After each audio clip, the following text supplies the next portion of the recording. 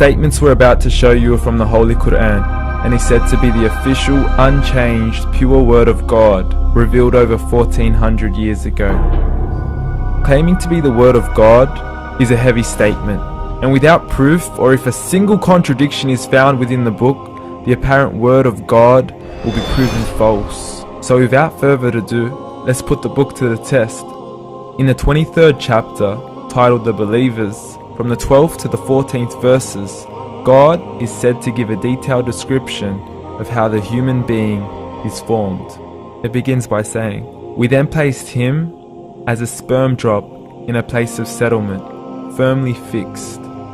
Then we made the drop into a alaqa." We will translate this word very soon. "And then we changed the alaqa into a lump. Then we made out of that lump into bones. And then we clothed the bones with flesh. Then we caused him to grow and come into being and attain the definitive human form." In the 21st century, we can now safely say that this verse is clearly describing the process of human development in correct chronological order. However, what we should be paying attention to in particular is the second stage, referring to the development of the embryo. The specific word used to describe the embryo in this verse is the word alaqa. The word alaqa, when translated into English, can mean three separate things. Firstly, a blood clot, or to be suspended, that is to be hanging or clinging to something, or thirdly and finally, a leech.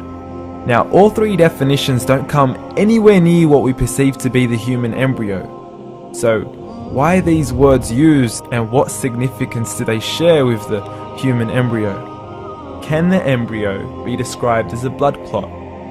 Well, what do you think?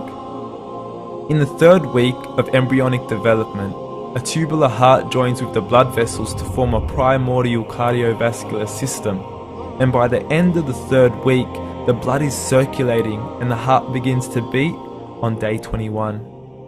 The first thing that comes to mind in regards to being suspended or hanging is the umbilical cord. But we can't use that example because we are simply referring to step 2, before the baby has even formed.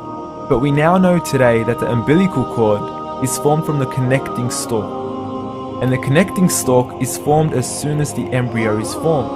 The embryo's connecting stalk has even been described by John Allen and Beverly Kramer as an object to suspend the developing embryo in the extra-embryonic column. So an embryo is suspended and does have a strong resemblance with a blood clot. What on earth would an embryo have to do with a leech?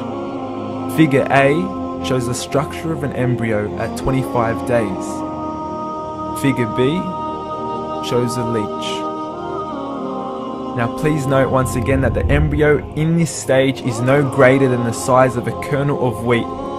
This is an X-ray of the embryo at 22 days. This is the internal structure of a leech.